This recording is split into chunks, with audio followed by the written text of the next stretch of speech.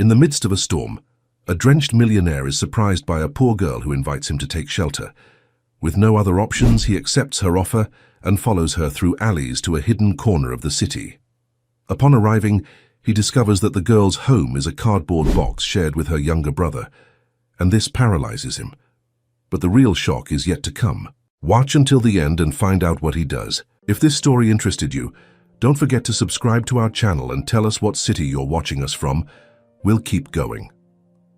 The Detroit rain fell with relentless fury, transforming streets into shallow rivers and drowning out all sounds except the occasional rumble of thunder.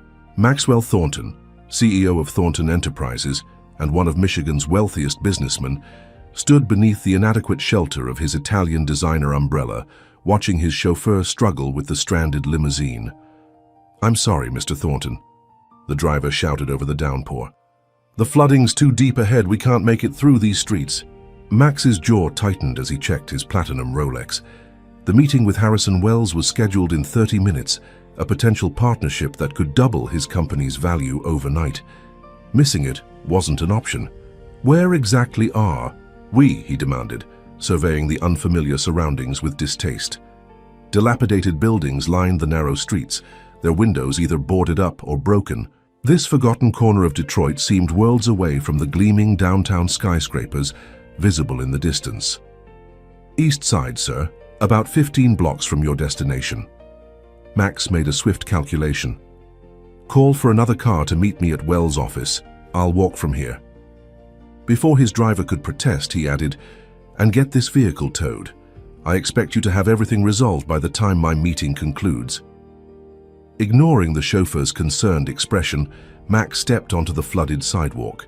His handcrafted Italian shoes were immediately soaked, but he pressed forward, guided by the GPS on his phone. The rain intensified, pelting his umbrella and soaking the bottom half of his tailored suit. His irritation grew with each squishy step. This neighborhood, with its crumbling infrastructure and evident poverty, was exactly the kind of eyesore that made investors nervous.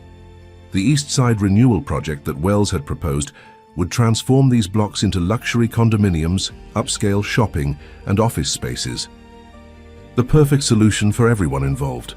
Property values would skyrocket, tax revenues would increase, and Thornton Enterprises would secure a commanding position in Detroit's urban renaissance.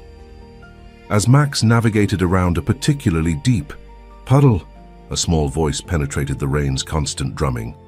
"Mister, do you have any food?"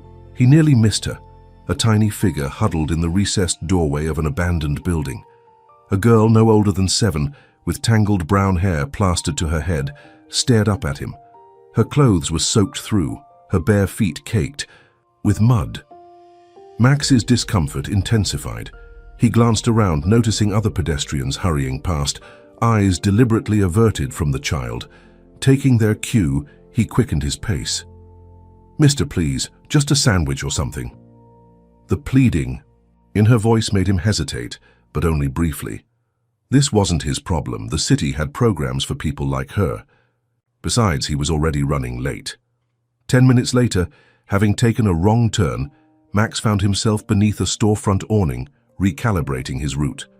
The rain had overwhelmed his umbrella, leaving his expensive suit drenched. As he cursed the weather, a movement across the street caught his attention. The same little girl was there, sharing what appeared to be a stale bread roll with a boy even smaller than herself. Despite their obvious hunger, she had given him the larger portion. The two children huddled together under a piece of soggy cardboard, their faces displaying a mixture of hunger and resigned acceptance that no child should know. Something shifted inside Max. Without consciously deciding to move, he found himself crossing the street, approaching the children. "Here," he said gruffly, extending several $20 bills. "Get something to eat." The girl looked up, surprise replacing the resignation in her eyes. She hesitated before accepting the money, her small hand trembling slightly. "Thank you, mister." Instead of rushing off, she tilted her head, studying his frustrated expression. "Hand-soaked clothing. Are you lost? You don't look like you're from around here." Max found himself nodding. "I'm trying to get to Riverfront Plaza." Her face brightened. "I know where that is. I can show you a shortcut." She stood, carefully tucking the money into her pocket. "I'm Lily, by the way." "Maxwell Thornton," he replied automatically, then wondered why he'd given his full name to a street child. Lily turned to the small boy.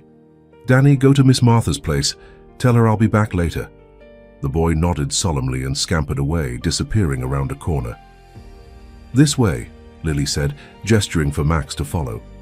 She moved with surprising confidence through the labyrinthine streets, occasionally pointing out hazards, a broken grate, a particularly deep puddle, with the authority of a seasoned tour guide. "You really know this area," Max commented, after she'd led him through an alley that shaved several blocks off his route. "I've lived here my whole life," she replied, matter-of-factly. "Well, except for the last 2 months, that's when I started staying in my cardboard house." "Cardboard house?" The question escaped before Max could stop himself. Lily nodded, her expression unnervingly adult. "Since Grandma Maggie went to the hospital, nobody would let me stay with her, and the lady from social services never came back after the first day." She shrugged. "It's not so bad. I found a good spot behind the old library where the roof overhang keeps most of the rain off." Max felt a tightness in his chest. "What about your parents?" "Mom left when I was little, Dad too. It's just been me and Grandma for as long as I can remember." They walked in silence for a moment, Max processing this information, while Lily navigated them through the maze of streets. "What's wrong with your grandmother?" he finally asked. "Her heart. She needs an operation, but they won't do it. They say there's a problem with her insurance." Lily kicked at a stone. "She was getting better, but then some men in suits came to the hospital. After that, the doctors said she had to wait longer." Her voice dropped to a whisper. "I think those men work for Mr. Wells." Max nearly stumbled. "Harrison Wells? How do you know him?" Lily's expression darkened. "Everybody around here knows about him. He's the man buying all the buildings and making people leave. His people came to our apartment building too before Grandma got sick. They said we had to go because the building wasn't safe, but they didn't say where we were supposed to go." They emerged onto a wider street, and Max recognized the modern glass building of Riverfront Plaza in the distance. His meeting with Wells was in 7 minutes. "That's the right direction," Lily said, pointing. "Just keep going straight and you'll see the fancy door with the gold handles." Max nodded, suddenly reluctant to end their conversation.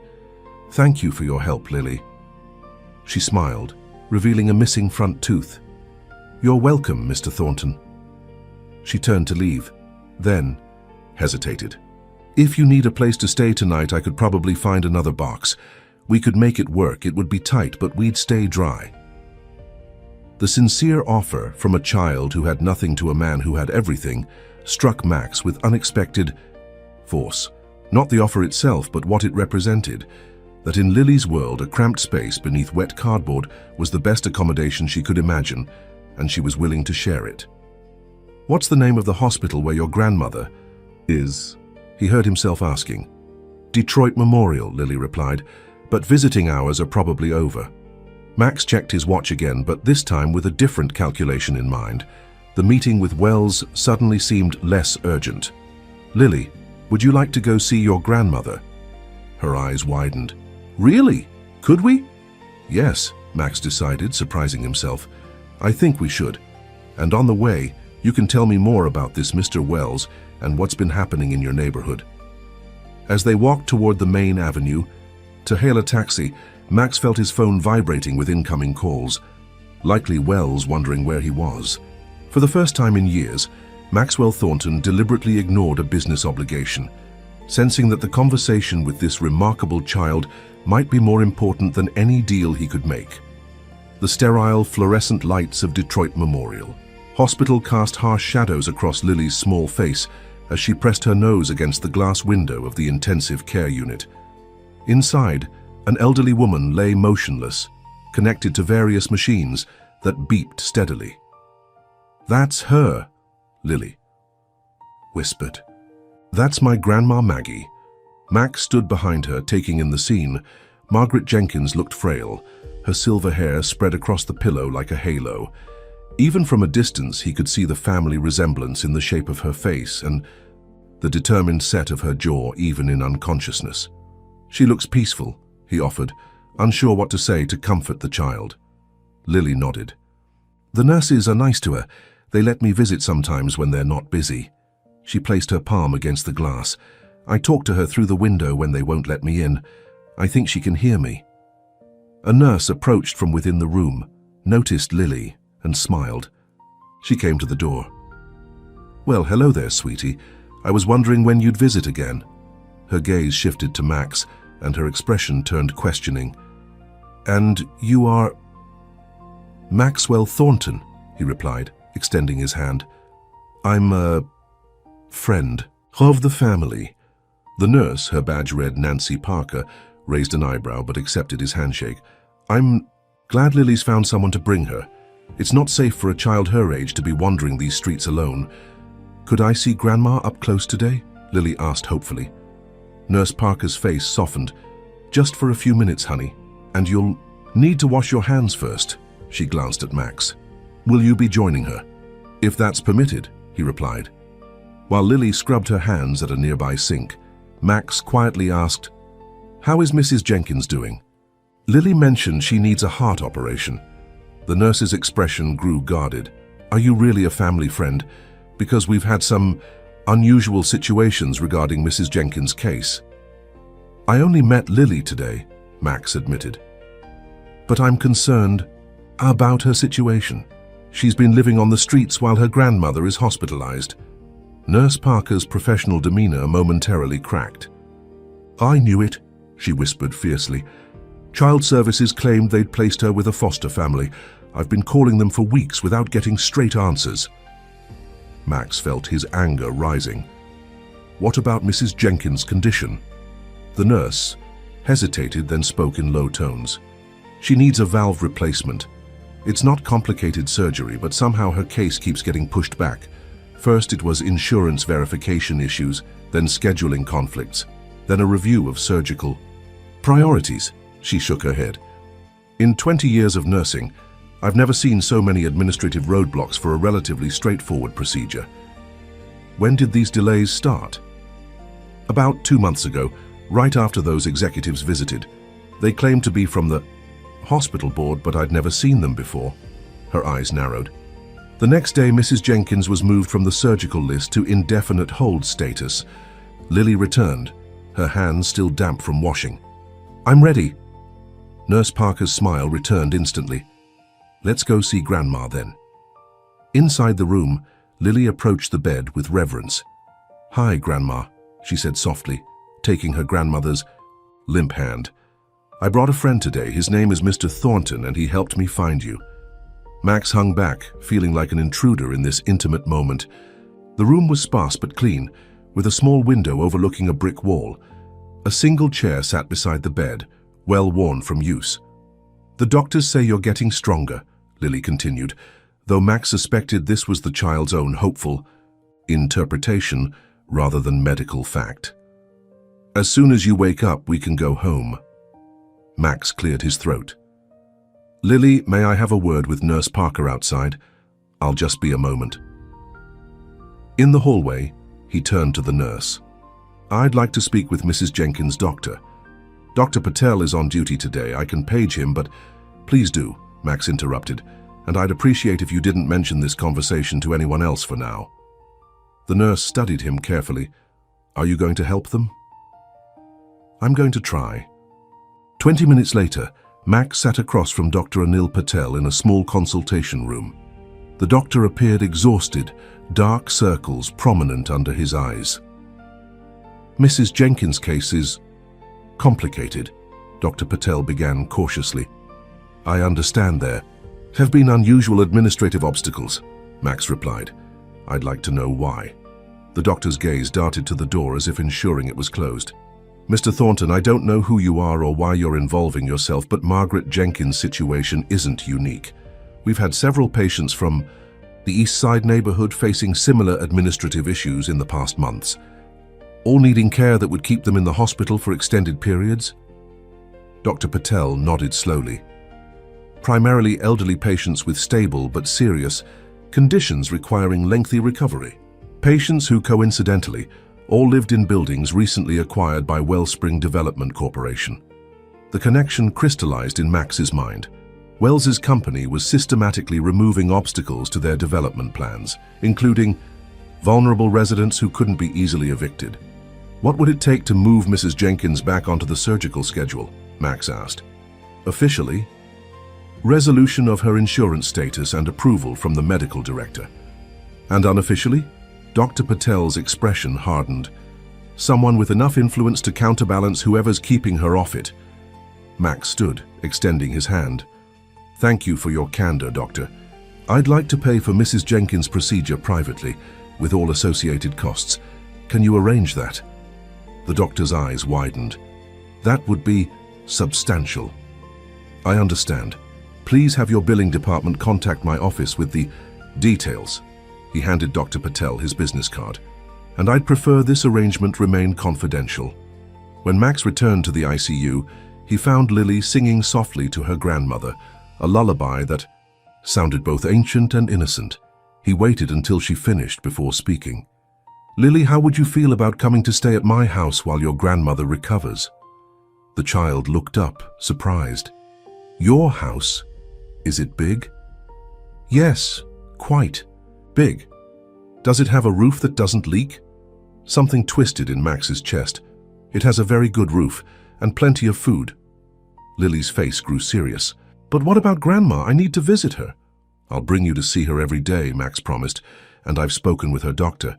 They're going to do her operation very soon. Lily's eyes widened. Really? They said before that she had to wait a long time. Not anymore, Max assured her. But there's something I need to ask you about. You mentioned Mr. Wells earlier. Can you tell me more about him? Lily's expression darkened. He's the man who makes people disappear. Disappear? She nodded solemnly. He comes to the neighborhoods with his men in suits. They talk to people who own buildings, and then the people who live there have to leave. My friend Emma's whole family had to go after Mr. Wells came to their apartment building. They said they were going to stay with relatives in Chicago, but Emma never said goodbye, and she always said goodbye. Max frowned. And you think something similar happened with other families? Lots of families, Lily confirmed. Mr. Wells has this special school program too. He comes to neighborhoods and tells parents their kids can go to a special school where they'll get meals and education and even jobs after. But the kids who go never come back to visit. A chill ran down Max's spine. How do you know about this program? His people came to our building before Grandma got sick. They said I could go to the special school and Grandma could move to a retirement community. But Grandma said no. She said it didn't sound right. Lily's voice dropped to a whisper. 2 days later, she got really sick and had to come here. The implications were disturbing. Was Wells systematically clearing neighborhoods by any means necessary, using vulnerable children as leverage? The special school sounded suspiciously like a way to separate families and accelerate the emptying of properties Wells wanted to develop. Lily, Max said carefully, I was supposed to have a meeting with Mr. Wells today about a business deal, but I think I need to learn more before I talk to him. Are you going to be his friend? Lily asked, her voice small. No, Max said firmly, surprising himself with his certainty. I don't think I am. In fact, I think I need to find out exactly what Mr. Wells has been doing in your neighborhood. A subtle shift occurred in that moment. A wealthy man's priorities rearranging themselves in the presence of a child's unspoken need. The East Side Renewal Project, which had seemed like a straightforward business opportunity that morning, now appeared in a sinister light. Let's get you something to eat, Max said, offering his hand to Lily. And then we'll go to my house. I think I need to make some phone calls. As they left the hospital, Max felt his phone vibrate again. Harrison Wells's name flashed on the screen for the 5th time that afternoon. This time, instead of ignoring it, Max deliberately declined the call. In the taxi heading toward his Grosse Pointe mansion, Max watched as Lily pressed her face against the window, marveling at the changing landscape, from crumbling buildings to manicured lawns and elegant homes. Her wonder at these ordinary sights made him see his world through new eyes, and what he saw disturbed him deeply. He had built his fortune believing that business was business, impersonal, rational, and ultimately beneficial to society. But, watching Lily's reflection in the window, he wondered how many children like her had been invisible casualties of deals he'd celebrated with champagne. Max's Georgian-style mansion came into view as the taxi rounded the curved driveway bordered by perfectly manicured hedges. Lily's eyes widened as she took in the imposing three-story home with its massive columns and sprawling grounds. "You live here," she whispered, pressing her face against the window. "By yourself?" "Not entirely by myself," Max replied. "There's Mrs. Collins, my housekeeper, and Rodriguez, who manages the grounds." The taxi came to a stop and Max paid the driver before helping Lily out. Her small hand felt fragile in his, a physical reminder of the responsibility he'd unexpectedly taken on. Mrs. Collins, a stern-faced woman in her 60s with silver hair pulled into a tight bun, appeared at the door as they approached. Her customary stoic expression flickered with surprise at the sight of Lily. "Mr. Thornton, we weren't expecting you until this evening." Her gaze settled on Lily's soaked clothes and bare feet. "And we certainly weren't expecting company." "Change of plans, Mrs. Collins," Max said briskly. "This is Lily. She'll be staying with us for a while. She needs dry clothes, a hot meal, and a room prepared." Mrs. Collins blinked, but decades of professional discretion prevented her from asking questions. "Of course, sir. I'll see to it immediately." She knelt slightly to address Lily directly. "Would you like some hot chocolate while we find you something to wear, young lady?" Lily nodded shyly. "Yes, please. I haven't had hot chocolate since Christmas at the community center." Mrs. Collins' expression softened imperceptibly. "Then we'll make it extra special, with marshmallows." As Mrs. Collins led Lily toward the tall kitchen, Max called after them, "I'll be in my study. Please bring me those files from Wellspring Development as soon as possible." In his wood-paneled study, Max loosened his tie and settled behind the massive oak desk that had once belonged to his father. He pulled out his phone and dialed a familiar number. "Thornton, you've got some nerve standing me up today." Harrison Wells's voice was controlled, but laced with irritation. "Do you realize how many people would kill for the opportunity you just squandered?" "Something urgent came up," Max replied evenly. "Family emergency," Wells scoffed. "Family emergency? Since when do you have family? Your parents have been gone for years, and you've never been married." Max ignored the jab. "I'd like to reschedule, Harrison, but I have some questions about the East Side project first." "Questions?" Everything was in the prospectus. 30-block redevelopment, luxury condos, retail space, expected ROI of 22% within 3 years. "I'm more interested in the current residents," Max said carefully. The displacement plan wasn't detailed in your materials. A brief silence followed. "Displacement is being handled. The properties we've acquired were mostly abandoned or in severe disrepair. The few remaining residents are being offered relocation packages. And the Educational Opportunity Initiative mentioned in the Community Benefits Agreement, the special school program?" Another pause, slightly longer. "A workforce development program for underprivileged youth. Gives them skills, keeps them off the streets. It's a win-win." Wells' tone hardened. "What's this really about, Thornton? You've never concerned yourself with the social aspects of development before." "Just doing my due diligence," Max replied.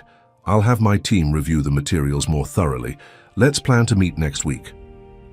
After ending the call, Max turned to his computer and began searching for information on Wellspring Development and the East Side Renewal Project. The public materials were glossy and optimistic, architectural renderings of gleaming buildings, parks, and happy residents enjoying a revitalized neighborhood. Press releases touted job creation, increased property values, and community benefits. But something felt off. Max dug deeper, searching for news articles, community forums, and public records related to the project. Scattered reports of unusual eviction patterns emerged, buildings suddenly condemned after inspections, utilities mysteriously disconnected, residents complaining of harassment. Mrs. Collins knocked and entered, carrying a thick folder. "The Wellspring files, sir. And I've put the young lady in the blue guest room. She's having a bath now. I found some of your niece's clothes from when she visited last summer." They're a bit large but will suffice until we can purchase appropriate items. Thank you, Mrs. Collins. Max hesitated, then added, Lily's situation is complicated.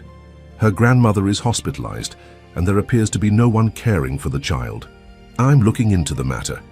Mrs. Collins nodded, her expression revealing nothing. Will there be anything else, sir? Yes, please contact Jameson's department store. Have them deliver a complete wardrobe for a 7-year-old girl. Clothes, shoes, everything she might need, and perhaps some books and toys as well. Very good, sir. Mrs. Collins turned to leave, then paused. If I may, sir, the child mentioned she hasn't eaten since yesterday morning. I've prepared a light soup for now, but she'll need regular, nutritious meals to regain her strength. Of course, see to it. Alone again, Max opened the Wellspring file. He spent the next hour poring over legal documents, financial projections, and partnership agreements. The East Side Renewal Project was more extensive than he'd initially realized. Nearly 100 city blocks, slated for complete transformation, over 5 years. Wellspring had already secured most of the necessary properties through a web of subsidiary companies and was moving quickly to acquire the rest. The Educational Opportunity Initiative was referenced several times, but with minimal details. It appeared to involve a residential facility outside the city where selected youth would receive specialized education and career training. The program was funded through a complex arrangement involving federal grants, corporate sponsorships, and a non-profit foundation controlled by Wellspring. Max was so absorbed in his research that he didn't notice Lily standing in the doorway until she spoke. Your house is really big, Mr. Thornton.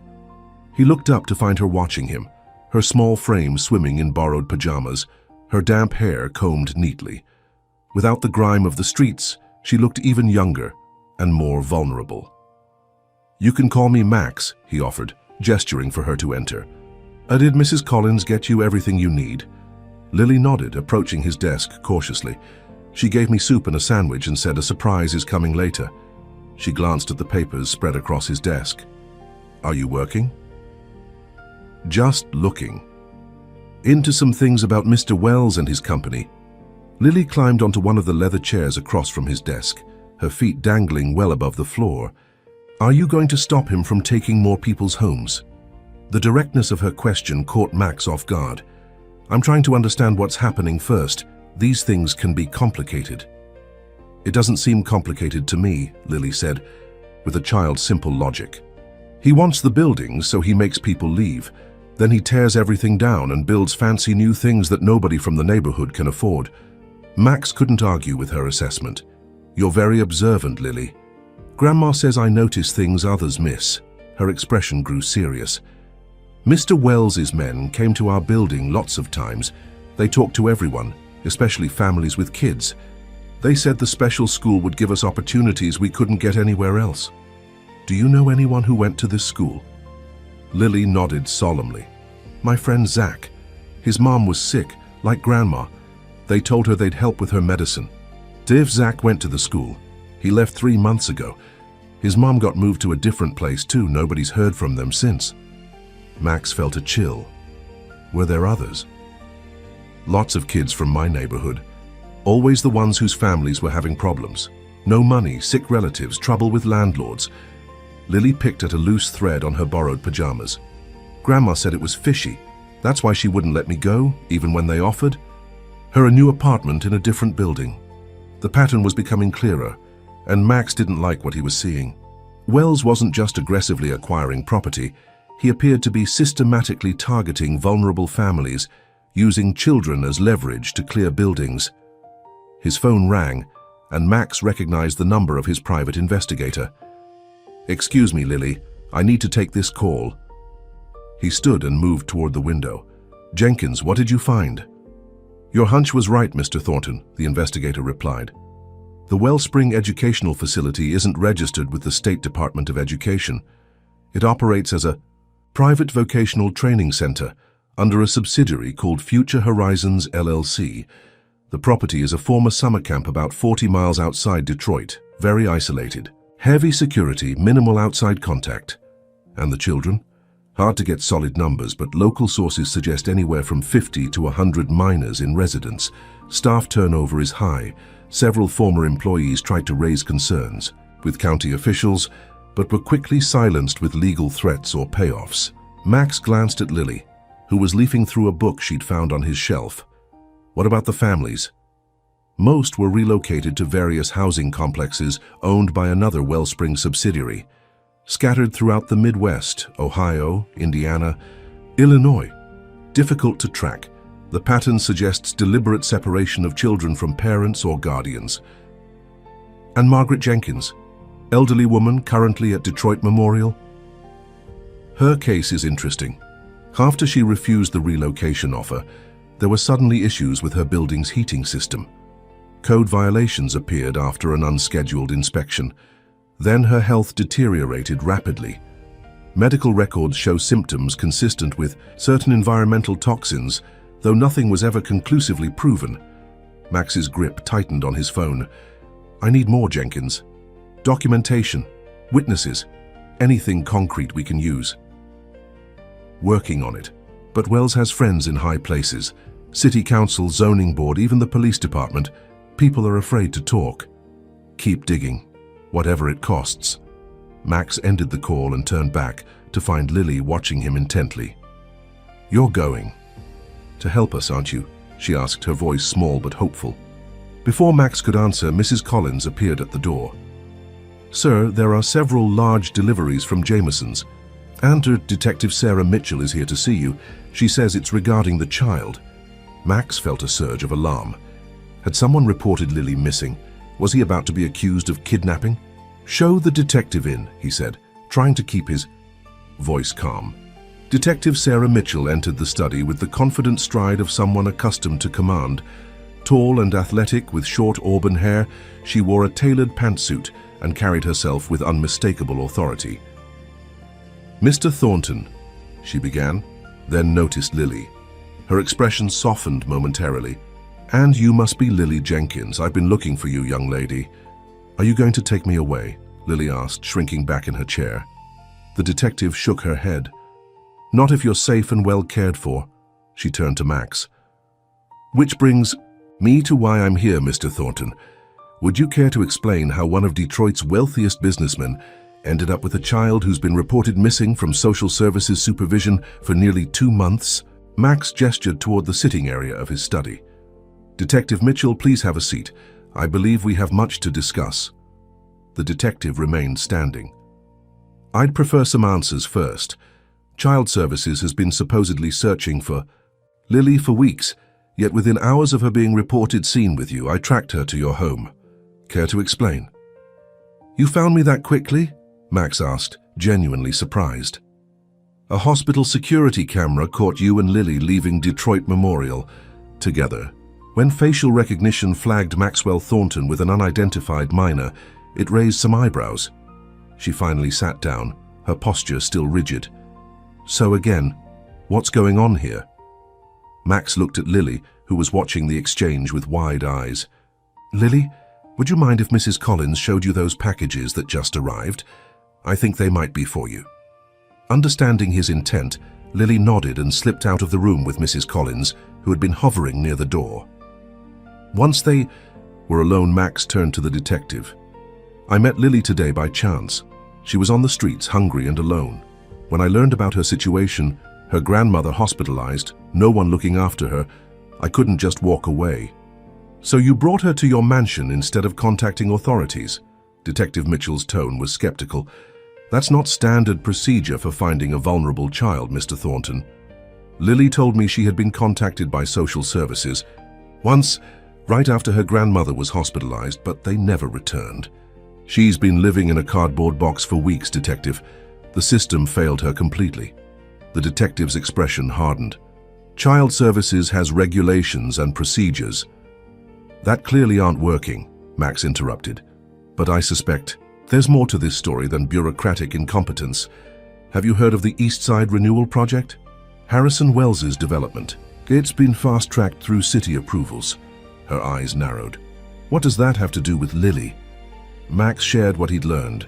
The pattern of families being displaced, the the suspicious circumstances surrounding Margaret Jenkins' illness, the special school that separated children from their families. Detective Mitchell listened intently, her initial hostility gradually shifting to concern. "These are serious allegations, Mr. Thornton. Do you have any evidence?" "I'm gathering. My investigator is looking into Wellspring Development and their operations, but Lily's testimony alone raises significant questions. Why was her grandmother's surgery repeatedly delayed after refusing Wells's relocation offer? Why did social services mysteriously fail to follow up on a vulnerable child?" The detective was silent for a moment, then pulled out a small notebook. "I've been investigating a series of unusual cases involving families from the East Side. Parents who suddenly surrender custody of their children, then relocate to other states. Guardianship transfers with questionable documentation. Foster placements that don't follow standard protocols." She looked up at Max. "All involving properties recently acquired by Wellspring subsidiaries." "You've been building a case," Max realized. "Trying to, but it's difficult. Records disappear, witnesses become uncooperative. My supervisor has warned me twice about harassing respected business leaders without evidence." Her frustration was evident. "Wells has the mayor's office, half the city council and my police chief in his pocket. What about the Educational Opportunity Initiative, the special school? Officially, it's a prestigious program offering disadvantaged youth specialized education and career training. In reality, it's nearly impossible to get information about what happens there. No visitors, no inspections, minimal communication between children and families." She tapped her notebook.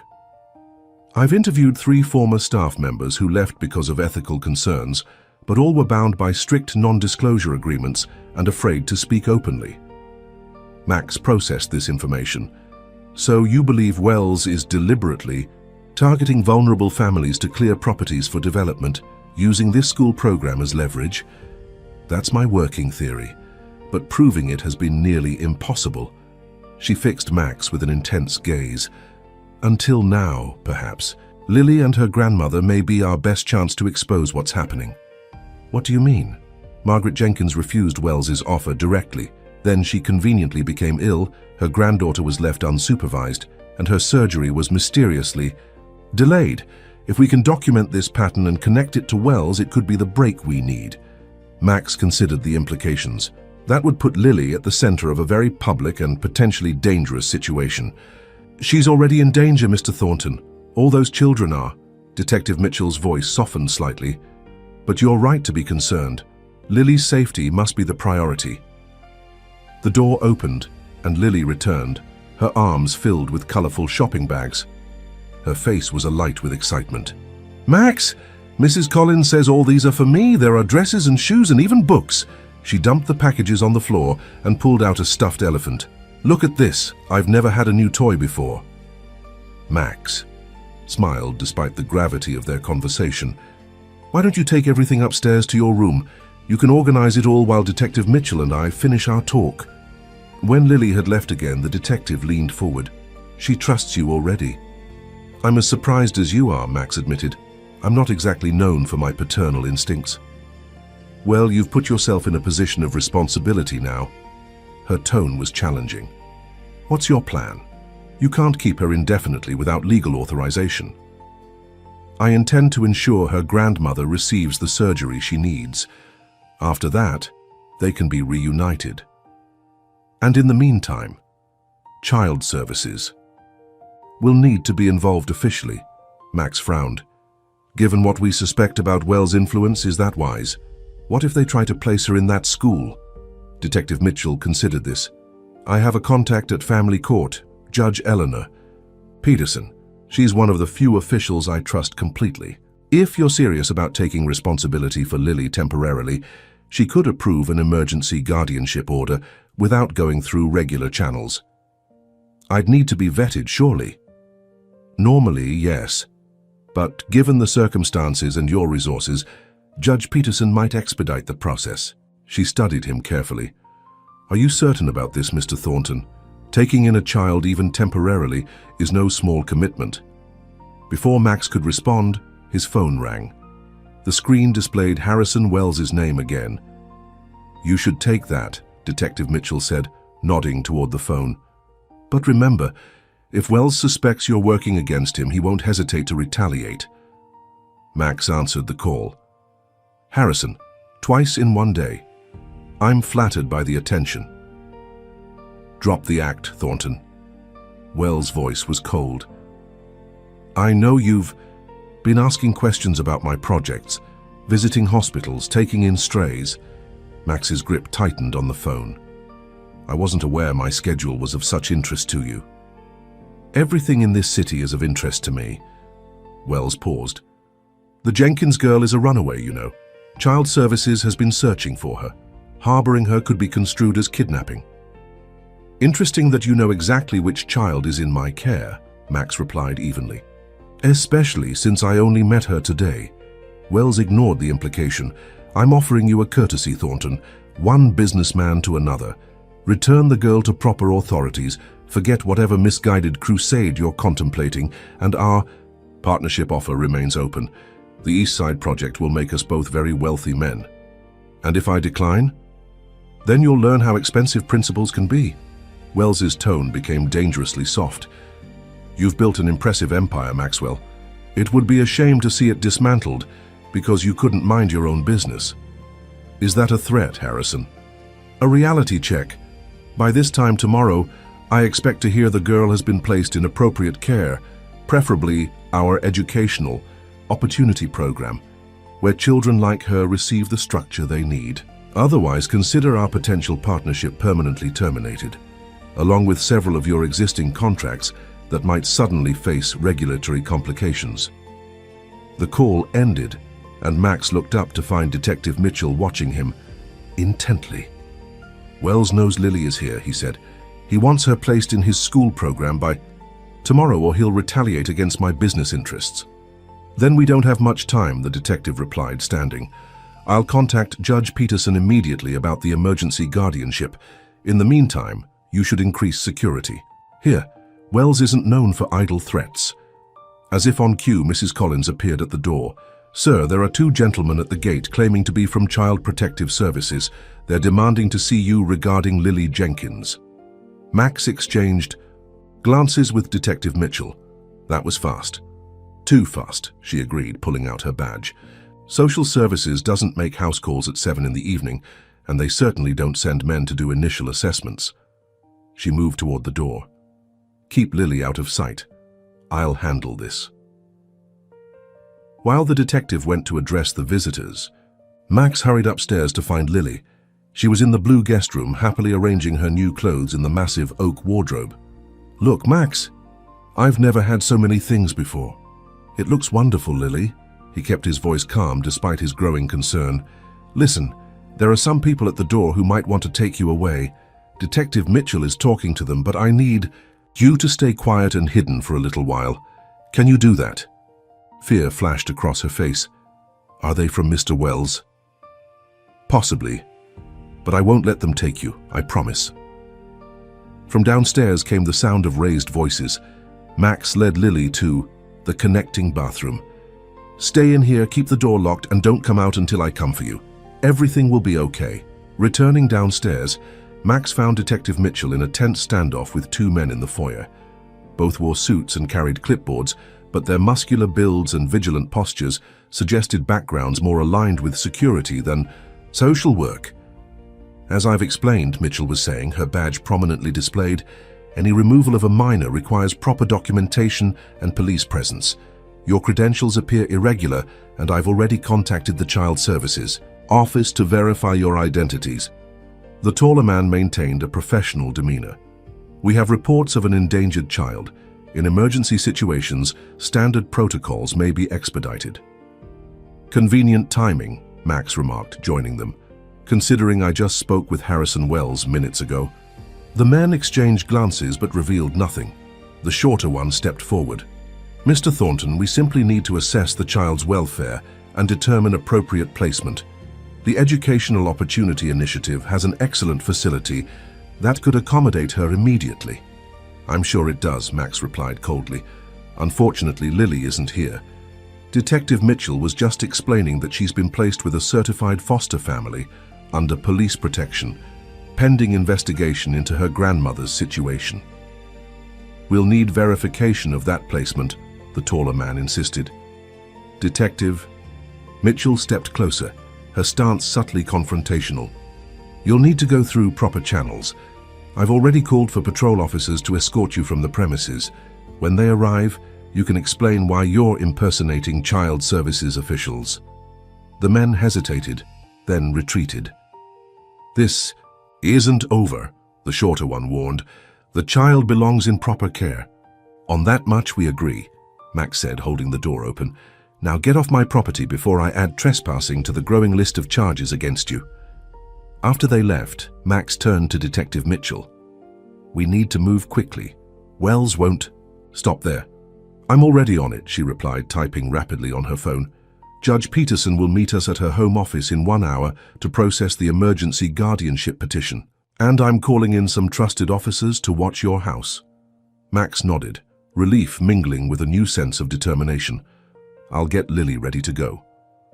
As he climbed the stairs to retrieve the child, who had so unexpectedly become his responsibility, Max reflected on how drastically his life had changed in a single day. That morning, he had been prepared to partner with Harrison Wells without a second thought. Now he was preparing to become the guardian of a homeless child and take on one of the most powerful men in Detroit. The weight of this new path should have terrified him. Instead, for the first time in years, Maxwell Thornton felt absolutely certain he was doing exactly what he needed to do. Judge Eleanor Peterson's home office reflected her practical nature, meticulously organized bookshelves filled with legal volumes, a solid oak desk bearing the scars of decades of use, and simple furnishings that prioritized function over fashion. At nearly 70, with steel gray hair cut in a no-nonsense bob and piercing blue eyes, the judge had a reputation for integrity that even her harshest critics respected. Let me be clear, Mr. Thornton, she said, peering over her reading glasses as she reviewed the emergency guardianship petition. I'm not granting this because of your wealth or influence. I'm granting it because Detective Mitchell has provided compelling evidence that the child may be at risk in the standard system, and because your resources can provide immediate security while we investigate further. I understand, Your Honor, Max replied. Beside him, Lily sat quietly. In an oversized armchair, the stuffed elephant clutched to her chest. She had insisted on bringing it along, a reminder of how young she truly was despite her street-hardened demeanor. This is a temporary arrangement. Initially, 30 days, Judge Peterson continued. During that time, you'll be subject to home visits from a court-appointed guardian ad litem, not affiliated with the regular Child Services Department. You'll also need to complete an expedited background check and parenting course. Detective Mitchell, standing near the window with a clear view of the street, nodded approvingly. Judge Peterson has personally selected the guardian ad litem, Thomas Cooper. He's trustworthy and thorough.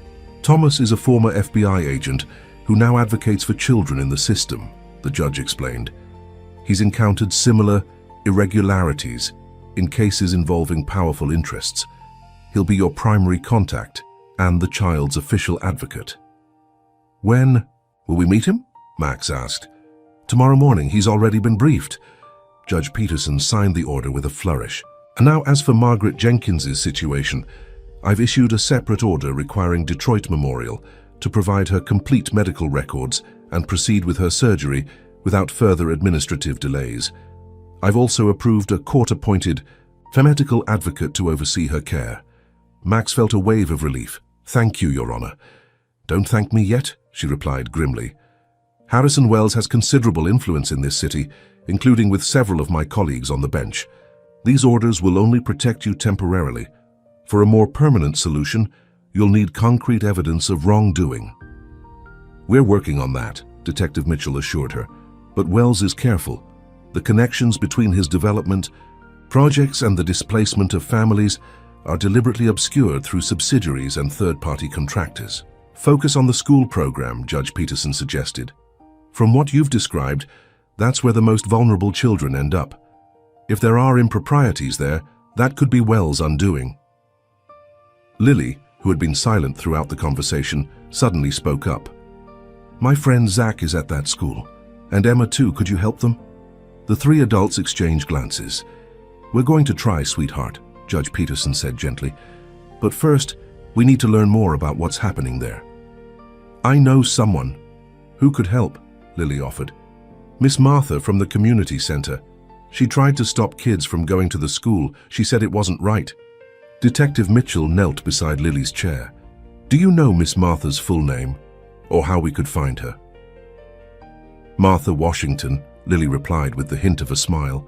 Like the First Lady, she runs the East Side Community Resource Center. She keeps track of everybody in the neighborhood. I'll locate her first thing tomorrow, Detective Mitchell promised, making a note. Judge Peterson shuffled her papers into a folder. It's getting late and this child needs rest. I suggest you return to your home, Mr. Thornton. But be vigilant. I wouldn't put it past Wells to make another attempt to retrieve the girl. I've arranged for private security, Max assured her. And Detective Mitchell has officers watching the property. Good. Now, Lily, the judge addressed the child directly, I want you to know that you're not in trouble and you've done nothing wrong. Mr. Thornton will be taking care of you while we work to help your grandmother. If you ever feel unsafe or uncomfortable, you can tell Detective Mitchell or Mr. Cooper and they'll help you. Do you understand? Lily nodded solemnly. Yes, ma'am. Excellent. Judge Peterson handed the signed guardianship order to Max. I've scheduled a follow-up hearing in 2 weeks. By then, I hope we'll have more information about both the grandmother's condition and Wells' activities. As they prepared to leave, the judge pulled Max aside. A word of caution, Mr. Thornton. Taking responsibility for a child, even temporarily, will change you. Are you prepared for that? I'm not sure anyone can be truly prepared for something like this, Max admitted, but I know it's the right thing to do. Judge Peterson studied him thoughtfully. Perhaps there's more to you than your reputation suggests.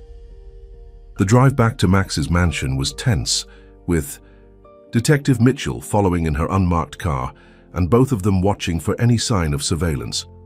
Lily, exhausted by the day's events, fell asleep in the back seat, her head resting against the window. As they pulled through the gates, Max noticed additional security personnel patrolling the grounds, the private team he'd arranged on short notice. The house itself was ablaze with lights, unusual for the typically subdued evening illumination Mrs. Collins preferred. The housekeeper met them at the door, her normally impassive face lined with worry. Mr. Thornton, while you were out, someone attempted to access the property through the east garden. Rodriguez confronted them, but they fled before security could apprehend them. Detective Mitchell immediately went on alert. Description? 2. Men professionally dressed. Rodriguez believes they were the same individuals who came earlier, claiming to be from child services. Max looked down at the sleeping child in his arms. Have all the guest rooms been prepared as I requested? Yes, sir. The blue room for the young lady and the adjoining room for yourself, with the connecting door unlocked as specified. And the security upgrades? Implemented. New access codes on all entries, motion sensors activated, and the panic room is stocked and ready. Detective Mitchell raised an eyebrow. Panic room? My father was a cautious man, Max explained. It's a secure space in the center of the house with independent communications, air supply, and enough provisions for several days. Let's hope it doesn't come to that, she replied. I'll have officers stationed outside all night, and I've requested surveillance on Wells' known associates. Mrs. Collins led them upstairs, where Max gently placed the still sleeping Lily on the bed in the blue room. As he removed her shoes and pulled the covers over her, he was struck by how small and vulnerable she looked. Just this morning she had been a stranger, one of countless invisible children on Detroit's streets. Now he was responsible for her safety and well-being. After ensuring Lily was settled, Max joined Detective Mitchell in his study. Thomas Cooper, the court-appointed guardian ad litem, had called to confirm their meeting for 9 a.m. the next morning, and Dr. Patel had reported that Margaret Jenkins was now scheduled for surgery in 3 days. Wells won't take this lying down, Detective Mitchell warned. Judge Peterson's orders will slow him down, but we need to move quickly to gather evidence. My investigator is working on the financial connections, Max replied, following the money trail between Wellspring, the subsidiaries handling property, acquisitions, and the Educational Opportunity Initiative. We need someone inside that school facility, Mitchell said, someone who can document what's happening there. Max nodded thoughtfully. I might have a solution for that. One of my technology companies specializes in surveillance systems, legitimate ones for corporate security. We've developed micro cameras and audio recorders that could be concealed on a visitor. But how do we get a visitor inside? The facility is locked down tight. What if we don't try to sneak someone in? Max suggested. What if we walk in the front door officially? Mitchell looked skeptical. Wells would never allow it. Not willingly, no. But what if we applied enough pressure that he had to make a show of transparency? Max began pacing, his mind racing. If we generated media attention about the program, portrayed it as a model of corporate social responsibility that other businesses should emulate, Wells might feel compelled to offer a tour to maintain appearances. And who would he permit to take this tour? Max smiled grimly. Me, the potential investor he's been courting for months. He still wants my money and influence, detective. That gives us leverage. Mitchell considered this. It could work, but it would expose you as the opposition. You'd be putting a target on your back. I think that target is already there, Max replied. The question is whether we can use it to our advantage. Their strategy session continued late into the night, mapping out potential approaches and contingencies. When Detective Mitchell finally left, promising to return with Thomas Cooper in the morning, Max found himself too restless for sleep. He wandered to the blue guest room and quietly opened the door to check on Lily. She was still sound asleep, the stuffed elephant tucked under her chin. In the soft glow of the nightlight, she looked peaceful, a stark contrast to the streetwise child he'd met that morning. Max settled into the armchair near her bed, intending to stay just a few minutes. As he watched her sleeping form, he reflected on Judge Peterson's words, taking responsibility for a child will change you. He was beginning to understand what she meant. Less than 24 hours ago, his primary concerns had been acquisition strategies and profit margins. Now he was contemplating how to protect a child, reunite her with her grandmother, and expose corruption that threatened countless vulnerable families. Somewhere in these reflections, exhaustion overtook him, and Max drifted to sleep in the chair. He woke with a start to find sunlight streaming through the windows, and Lily standing beside him, the stuffed elephant still in her arms. "You stayed all night," she said, sounding surprised. Max straightened, his neck stiff from the awkward sleeping position. "I wanted to make sure you were safe." She considered this with a thoughtful expression. Nobody's ever done that before except Grandma. The simple statement hit Max with unexpected force. How many nights had this child spent alone and afraid while the world continued around her, indifferent to her existence? "Well, I'm doing it now," he said firmly, "and we're going to make sure your grandmother gets better so you can be together again." Lily's face brightened. "Can we visit her today?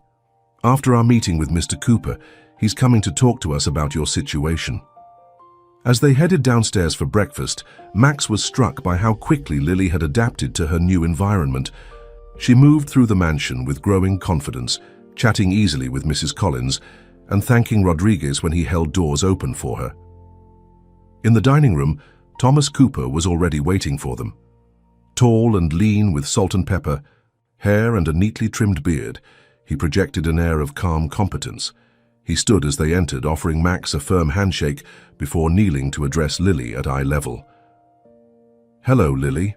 My name is Thomas Cooper. I've been appointed by Judge Peterson to make sure you're safe and well cared for while we sort things out with your grandmother." Lily studied him cautiously. "Are you going to take me away from Max?" "No, not unless you're unhappy or unsafe. Here, my job is to look out for your best interests and help Mr. Thornton take good care of you." Cooper's gentle manner seemed to reassure her. "Would it be okay if we talked a bit about what's been happening? You can bring your elephant friend if you like." While Mrs. Collins showed Lily and Cooper to the sunroom for their private conversation, Detective Mitchell arrived with news. "I found Martha Washington," she announced without preamble. "She's been documenting the children who've disappeared into Wells' program for over a year. She has names, dates, circumstances, a detailed record of families who were pressured or manipulated into giving up their children." "Is she willing to go on record?" Max asked. "Yes, but she's afraid. Wells' people have threatened her before, vandalized the community center, even had her investigated for misuse of grant funds, all bogus charges that were eventually dropped, but they drained her resources and credibility. We'll need to offer her protection," Max mused, "and a platform that can't be easily silenced." Detective Mitchell nodded. "She's agreed to meet us this afternoon at a secure location. Cooper will join us after he finishes his assessment with Lily." As if on cue, Thomas Cooper entered the dining room, his expression serious. "Lily is a remarkable child," he began, "resilient, observant, and extremely protective of her grandmother. She's clearly been through significant trauma, but she's coping admirably." He sat down, accepting the coffee Mrs. Collins offered. "Based on our conversation and my preliminary assessment, I fully support Judge Peterson's temporary guardianship order. Mr. Thornton appears to be providing appropriate care, and Lily feels safe here." "That's good news," Max said with genuine relief. "However," Cooper continued, "I've identified several areas of concern regarding the broader situation. Lily has provided detailed descriptions of Wells' recruitment tactics for his special school, targeting vulnerable families, making promises of exceptional opportunities, and applying pressure when families hesitate." "Did she mention specific children who were taken?" Detective Mitchell asked. Cooper nodded grimly. "Several, including a boy named Zach, whose mother became mysteriously ill, similar to Lily's grandmother. According to Lily, Wells representatives tied medical care for the mother to the child's enrollment in the program. When they agreed, both mother and son were relocated, the mother to a care facility in Indiana, the son to the school. Neither has been heard from since. The pattern was becoming clearer and more disturbing. Wells wasn't just clearing properties for development, he was specifically targeting children, using their families' vulnerabilities as leverage. "We need to get inside that school," Max declared. "Today I'm going to contact Wells and express renewed interest in the East Side project, but with a specific focus on the Educational Opportunity Initiative as a model of corporate responsibility. I'll request a tour of the facility." "He'll be suspicious," Cooper warned. "Undoubtedly, but his ego and greed may override that suspicion. Wells wants my investment too badly to refuse outright." Detective Mitchell looked concerned. "It's risky. If he realizes what we're doing—" "It's a risk I'm willing to take," Max interrupted. "Those children have no one else fighting for them." Cooper studied Max with newfound respect. "I've reviewed your background, Mr. Thornton. Your business reputation doesn't suggest a man who would put himself at risk for vulnerable children." "People can change, Mr. Cooper," Max replied quietly. "Sometimes all it takes is seeing something you can't unsee." His gaze drifted to the sunroom, where Lily sat reading one of her new books, her stuffed elephant propped beside her. "Or meeting someone who makes you question everything you thought you knew about what matters." The Wellspring Educational Opportunity Center stood in stark contrast to its surroundings. Located on 50 acres of formerly public recreation land, the modern campus featured sleek glass buildings, manicured lawns, and an impressive security perimeter. As Max's car approached the main gate, he noted the surveillance cameras tracking their movement and the uniformed guards who materialized seemingly from nowhere. "Remember," Thomas Cooper murmured from the back seat, "stick to the agreed narrative. Interested investor, enthusiastic about the social impact potential, considering replicating the model elsewhere." Max nodded almost imperceptibly. He was dressed impeccably in his finest suit, projecting the image of the callous businessman that Harrison Wells would recognize and trust. Detective Mitchell had wanted to accompany them, but had reluctantly agreed that her presence would immediately raise Wells' suspicions. The miniature recording devices concealed in Max's watch, tie clip, and eyeglasses had been provided by Cooper's former FBI colleagues, far more sophisticated than the corporate equipment Max had initially suggested. They would capture everything seen and heard during the tour, creating an irrefutable record of conditions inside the facility. "Identification, please," requested the guard at the checkpoint. Max presented his driver's license and the official invitation from Wellspring. "Maxwell Thornton and Thomas Cooper to see Harrison Wells, we're expected." After a thorough verification process that included checking their names against a visitor list and scanning their vehicle, the gates swung open. They were directed to park in a designated visitor area near the administration building. Harrison. Wells was waiting in the lobby, his smile tight and his eyes calculating. "Maxwell, I'm delighted you reconsidered our partnership opportunity." He extended his hand, then noticed Cooper. "I don't believe I know your associate." "Thomas Cooper," Max introduced smoothly. "My corporate social responsibility advisor. Given the innovative nature of your educational program, I wanted his expert assessment of how similar initiatives might be integrated into Thornton Enterprises' community engagement portfolio." Wells's smile didn't reach his eyes. "Of course. Always wise to bring specialized expertise. Though I was under the impression this would be a private meeting. The Educational Opportunity Initiative is the aspect of your East Side project that most intrigues me," Max replied. "If I'm to consider an investment of the magnitude we've discussed, I need to understand all components thoroughly." After a moment of visible calculation, Wells nodded. "Very well. We're quite proud of what we've built here. Follow me and I'll give you the grand tour." The main administration building was impressive. State-of-the-art facilities, advanced technology, and professionally designed spaces that would rival any private school. Wells led them through gleaming hallways, pointing out classrooms equipped with computers, science labs, and art studios.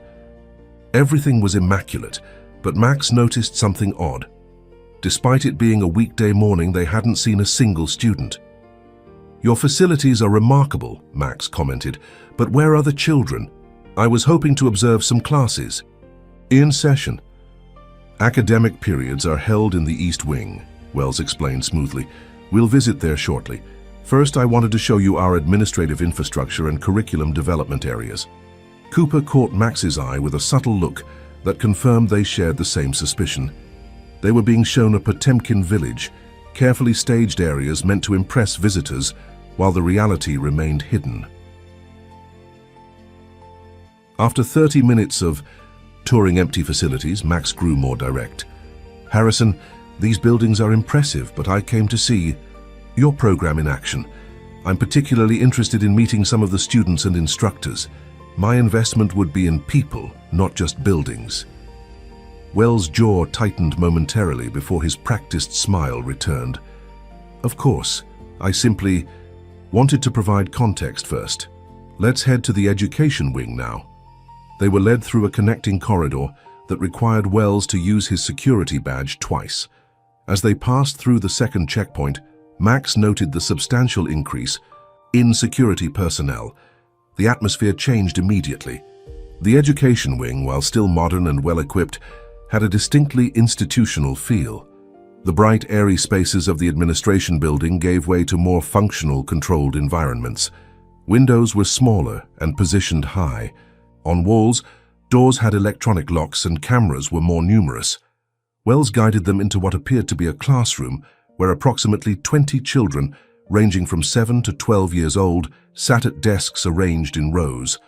All wore identical grey uniforms and had the same closely cropped haircuts regardless of gender. They were working silently on tablets, supervised by two adults whose stern demeanor resembled security personnel more than teachers.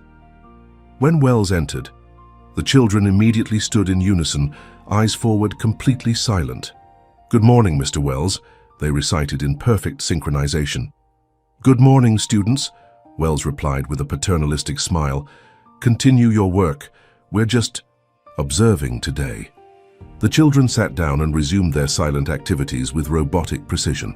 "As you can see," Wells explained in a low voice, "we maintain a structured environment that minimizes distractions.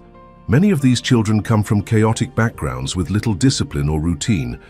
Our system, provides the stability they desperately need. Max noticed that none of the children made eye contact with the visitors or showed any natural curiosity about strangers in their classroom, unusual behavior for children their age. They worked with a focus that seemed almost forced, their postures unnaturally rigid. "What are they working on?" Cooper asked, his tone professionally neutral despite the concern Max could see in his eyes. "Individualized learning modules," one of the supervisors answered. "Each child's curriculum is tailored to their assessed aptitudes and projected vocational track." "Vocational track?" Max inquired. "They seem quite young for vocational specialization." Wells smiled. "That's the innovation of our program, Maxwell. We identify capabilities early and channel development accordingly. Why waste time on broad education when we can target specific skills that will make them productive?" "May I speak with some of the students?" Max asked. Wells hesitated before nodding reluctantly. "Briefly, we try not to disrupt their concentration." Max approached a small boy who reminded him of Lily's description of her friend Zach. The ASD child kept his eyes fixed on his tablet, even as Max stood beside his desk. "Hello," Max said gently. "My name is Mr. Thornton. What's your name?" "Student 347, sir," the boy replied without looking up. Max exchanged a quick glance with Cooper. "I meant your actual name." The boy hesitated, finally raising his eyes briefly. "Zachary Miller, sir. But we use student numbers here." "And how long have you been at this school, Zachary?" 3 months, 2 weeks and 4 days, sir." "Do you like it here?" Before the boy could answer, one of the supervisors stepped closer. "Students aren't encouraged to form subjective opinions about their educational environment, Mr. Thornton. It creates unnecessary emotional attachments that interfere with progress." Max persisted. "Do you get to speak with your mother, Zachary?" The boy's fingers tightened almost imperceptibly on his tablet. "Family communication is scheduled based on behavioral and academic achievement, sir." "And when was your last family communication day?" Zachary's eyes darted toward Wells before he answered. "I haven't earned one yet, sir." Wells intervened, smoothly. "Our research shows that complete immersion in the program yields the best results. Most students require a transition period before they're ready for outside contact." Max felt a cold anger building but maintained his professional facade. "I see, very thorough." They visited several more classrooms, each revealing similar concerning patterns: children who responded like programmed machines, supervisors who discouraged personal expression, and a pervasive atmosphere of controlled behavior that went far beyond normal educational discipline. In what Wells described as the Physical Development Center, they observed children performing regimented exercises with military precision. None showed the natural exuberance or playfulness typical of children at play. Instead, they moved with the mechanical efficiency of small soldiers. "What about recreation?" Cooper asked. "Free play, creative expression?" "Unstructured time is counterproductive for children from disadvantaged backgrounds," Wells replied dismissively. "They thrive on clear expectations and measurable outcomes." Throughout the tour, Max surreptitiously recorded everything while maintaining his role as the interested investor. When they reached what Wells called the residential wing, security tightened further. The dormitory areas featured small, sparse rooms with 2 narrow beds each, no personal decorations, and doors that locked from the outside. "This seems rather austere," Max commented, struggling to contain his growing horror. "Simplicity eliminates distraction," Wells explained with practiced ease. "These children come from environments of scarcity. Providing luxury would create unrealistic expectations for their future lives." As they continued through the facility, Max caught glimpses of areas Wells clearly hadn't intended to show them. A room where children sat in silence facing walls, another where a child was being forcibly restrained by staff members, and a secure area marked behavioral modification that Wells hurriedly guided them past. By the time they reached the end of the tour, Max had seen enough. The Educational Opportunity Initiative was effectively a prison designed to warehouse children whose families stood in the way of Wells' development plans. Under the guise of education, Wells had created a system to remove children from their communities, separate them from their families, and break their spirits through isolation and rigid control. Back in the administration building, Wells led them to a conference room, where an elaborate presentation had been prepared on the financial aspects of the East Side Renewal Project. Now that you've seen our social impact component, let's discuss the investment opportunity, Wells began, his mask of philanthropic concern giving way to naked ambition. The properties we've acquired in the East Side corridor will triple in value once redevelopment is complete. With your capital contribution, we can accelerate the timeline and potentially increase returns by an additional 15%.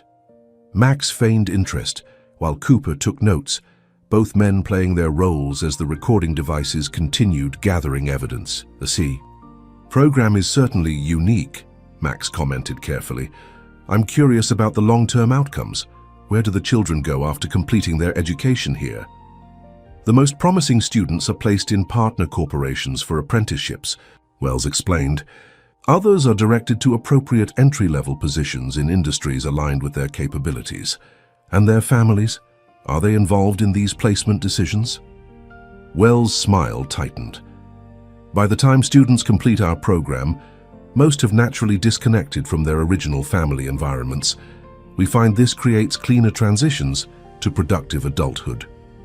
Max nodded thoughtfully. I see. And the families who previously occupied the properties in the development zone? I understand many have been relocated. All legal residents received fair compensation and relocation assistance, Wells stated firmly. Many chose to participate in our distributed housing program, which placed them in suitable accommodations in other communities. Chosen freely, I assume. Something dangerous flashed in Wells's eyes. Of course. We pride ourselves on ethical business practices, Maxwell.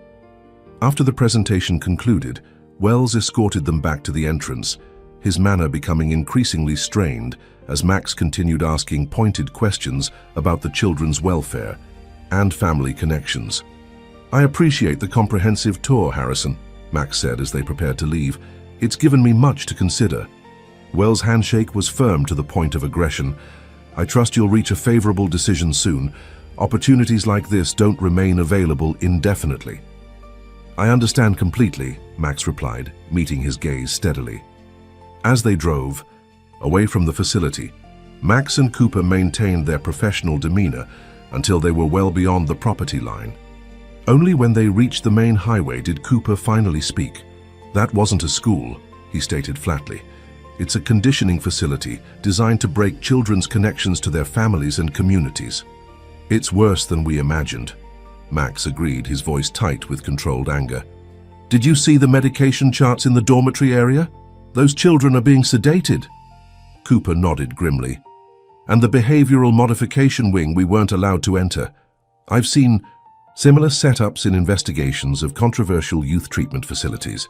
They typically house the most severe discipline methods. We need to get these children out, Max said, all of them. The evidence we've gathered today will help, but we need to move carefully. A direct confrontation with Wells could put the children at greater risk if he decides to relocate them or destroy evidence. Max's phone rang, Detective Mitchell calling for an update. He put her on speaker. We've got it all documented, he reported. The school is essentially a detention center, children isolated, regimented, possibly medicated, and completely cut off from their families. That matches what Martha Washington told us, Mitchell replied. She's identified 37 children from the East Side neighborhood alone who were taken into the program over the past year. None have had verifiable contact with their families since. What about Margaret Jenkins' surgery? Max asked, his thoughts turning to Lily. Scheduled for tomorrow morning. Dr. Patel reports that the hospital administration is suddenly being extremely cooperative since Judge Peterson's order. But there's something else you should know. Wells has filed an emergency petition challenging your guardianship of Lily. He's claiming she belongs in his program as part of an existing agreement with Child Services. Max's grip tightened on the steering wheel. On what grounds? He's produced documentation showing that Lily was officially referred to the Educational Opportunity Initiative before her grandmother's hospitalization. The paperwork appears legitimate, though Judge Peterson suspects forgery. When is the Hearing? Tomorrow afternoon. Judge Peterson will preside, but she's warned me that Wells has significant influence with several members of the Family Court Oversight Committee. She'll need substantial evidence to maintain your guardianship against his challenge. Cooper leaned forward. The recordings we made today should help. They clearly demonstrate that the facility is not an appropriate placement for any child, let alone one with a viable family alternative. Get them to my office immediately, Mitchell instructed. I'll have our technical team verify and process them for the hearing. And Max, be careful. Wells looked furious when he left the courthouse after filing his petition. He's not accustomed to being challenged. After ending the call, Max accelerated toward Detroit, his mind racing. The tour had confirmed his worst fears about Wells' operation, but it had also made one thing crystal clear. Lily wasn't just one vulnerable child who happened to cross his path. She was the key to exposing a system that had victimized dozens of families. And now Harrison Wells was coming for her directly. We need to increase security at the house, Max told Cooper. Wells knows we've seen his operation. He won't wait for the courts if he thinks we're about to expose him. Cooper nodded grimly. I'll contact some former colleagues who can supplement your security team, people I trust completely. As they approached the city limits, Max's determination hardened into resolve. In just a few days, his life had transformed completely. The business deal that had seemed so important was now meaningless compared to the safety of one child and the fate of many others. Harrison Wells had built his empire by exploiting the vulnerable and manipulating the system. But he had never faced an opponent with equal resources and nothing to lose. Max intended to change that, whatever the cost. The courtroom fell silent as Judge Eleanor Peterson entered, her expression grave as she took her seat at the bench. The emergency hearing regarding Lily Jenkins' guardianship had drawn unexpected attention. The gallery was filled with reporters, community activists, and concerned citizens who had somehow learned about the case. Max sat at the petitioners' table with Thomas Cooper and their legal counsel, a formidable attorney named Rebecca Winters who specialized in family law. Across the aisle, Harrison Wells was flanked by an impressive array of lawyers, their expensive suits and confident demeanors reflecting their patron's wealth and influence.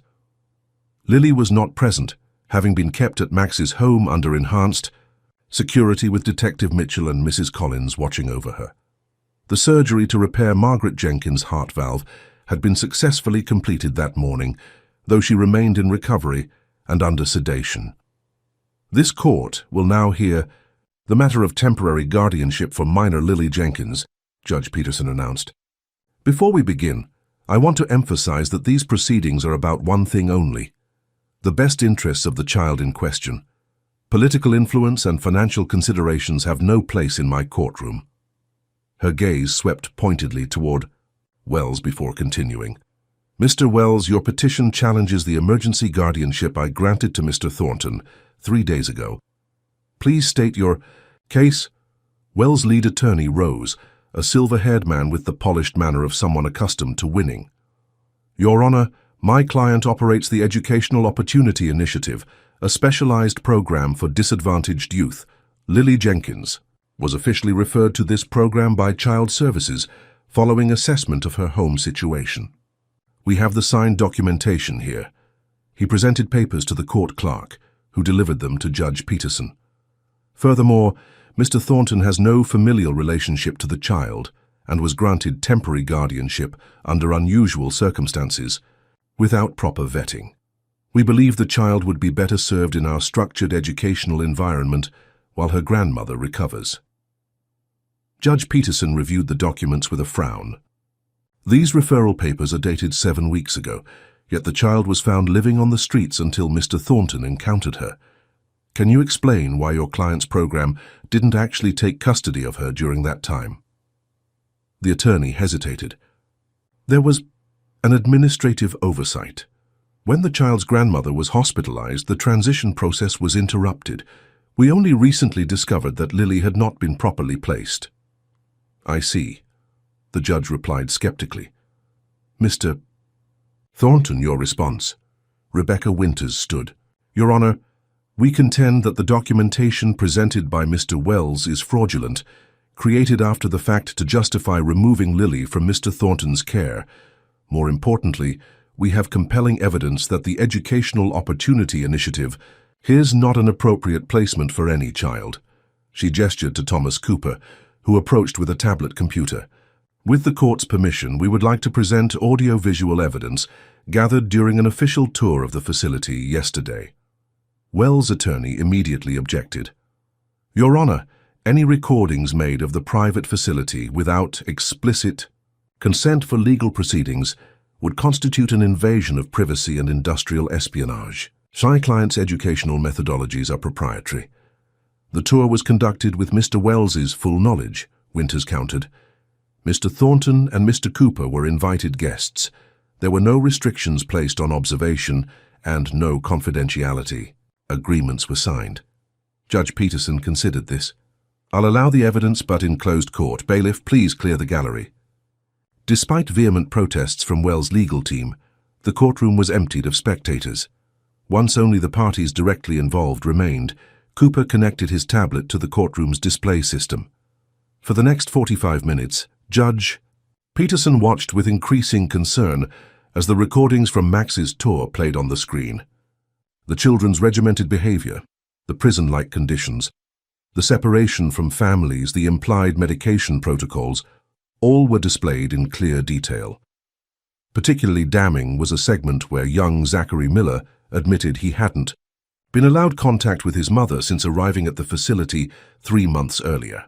The supervisor's comments about discouraging emotional attachments and subjective opinions visibly disturbed the judge.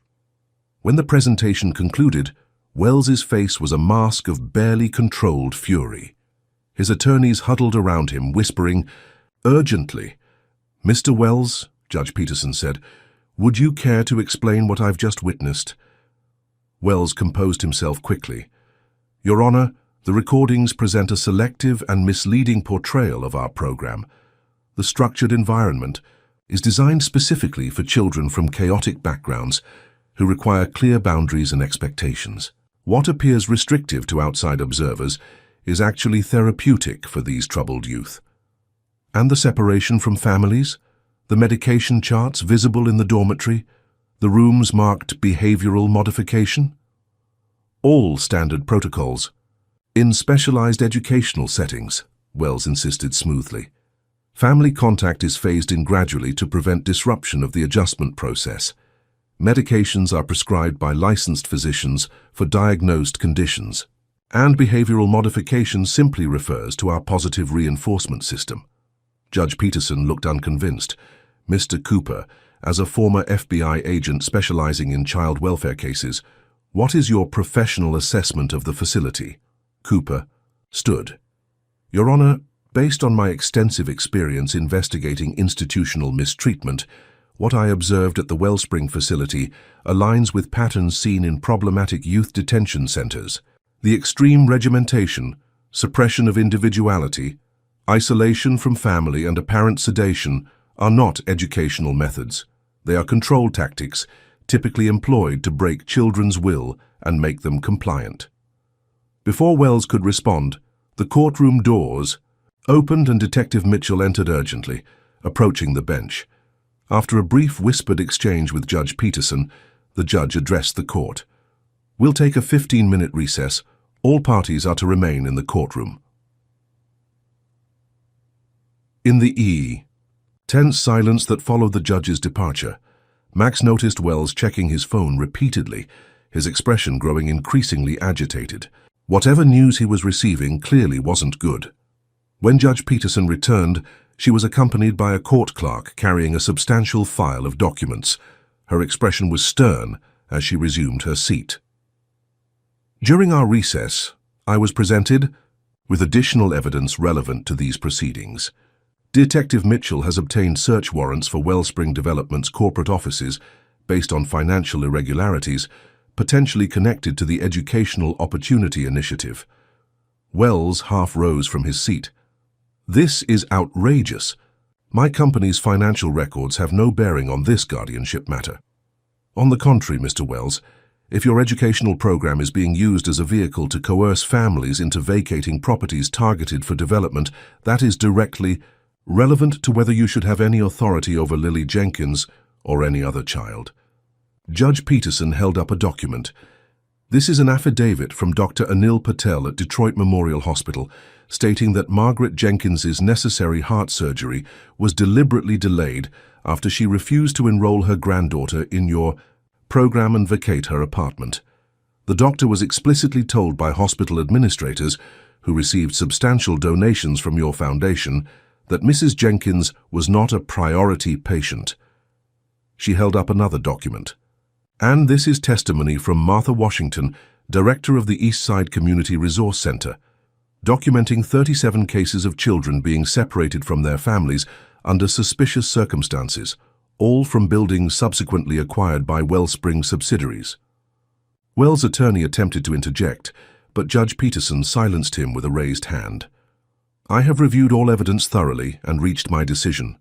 The temporary guardianship of Lily Jenkins is hereby extended to Maxwell Thornton for a period of 90 days, during which time Margaret Jenkins' recovery will be monitored to determine when she can resume custody of her granddaughter.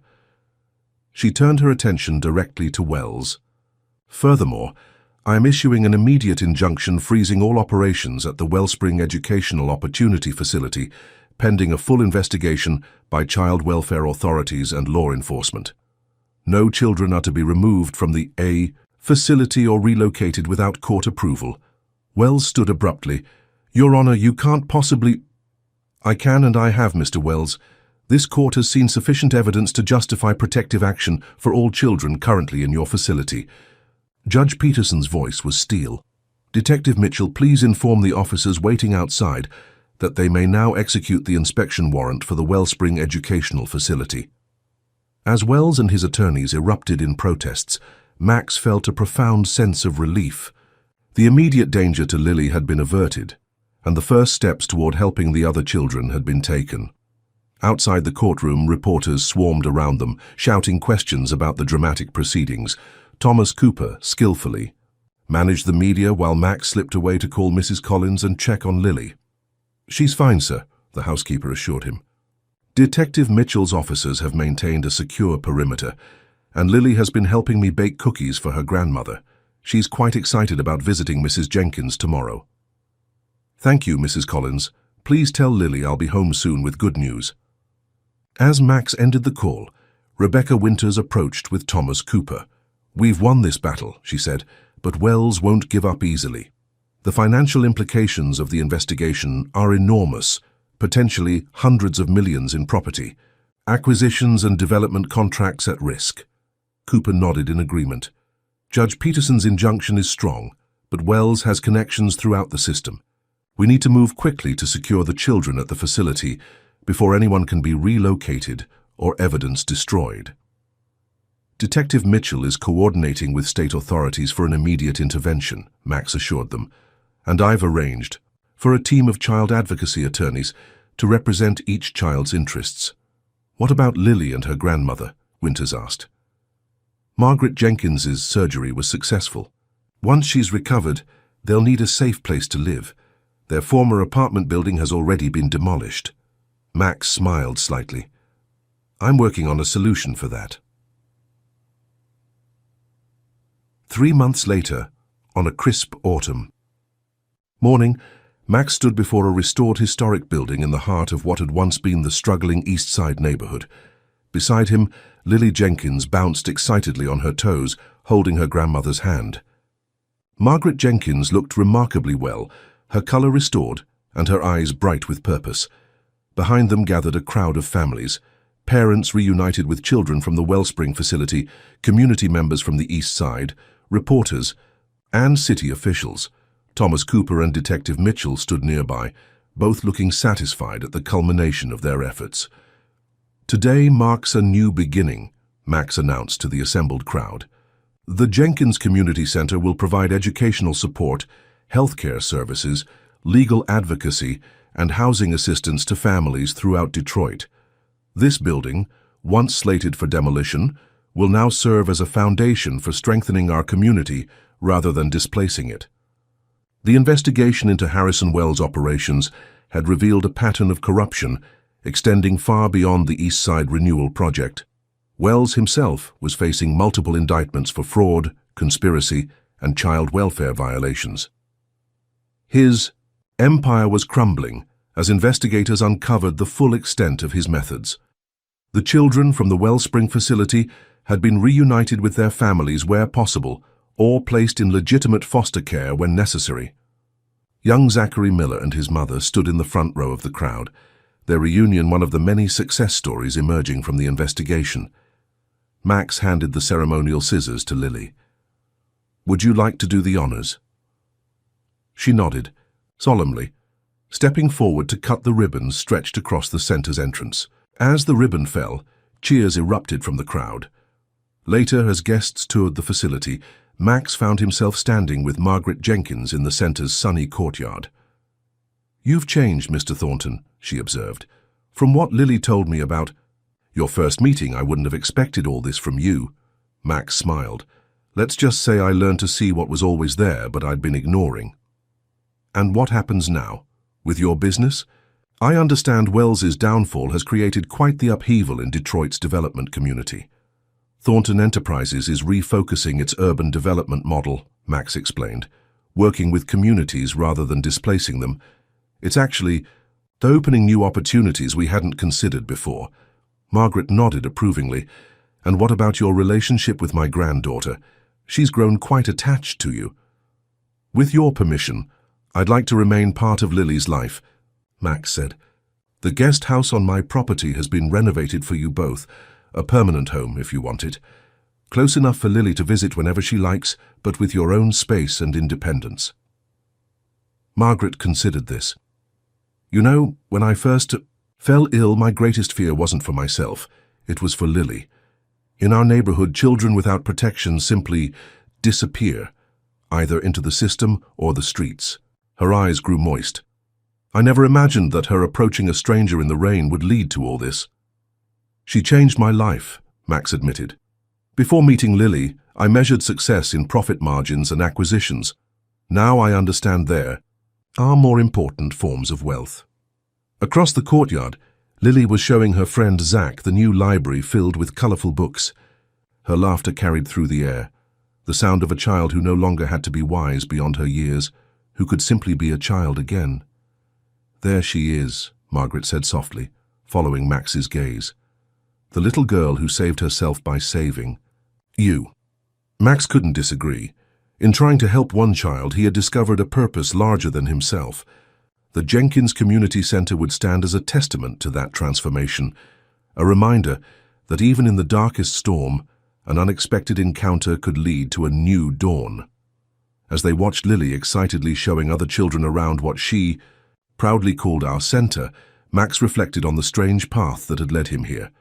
A wrong turn in a rainstorm, a child's simple request for bread, a moment of compassion that had cracked open a heart long focused only on wealth and status. Sometimes, he realized losing your way was the only way to find a better path. "Mr. Thornton," Lily called, waving him over. "Come see what we did in the art room. We painted the future." As Max joined her, she proudly pointed to a mural the children had created, a vibrant cityscape where glass towers and neighborhood homes stood side by side under a bright sun, people of all backgrounds mingling in shared spaces, no barriers dividing them. "Is that how you see Detroit's future?" he asked. Lily nodded confidently. "It's already happening. You just have to know where to look."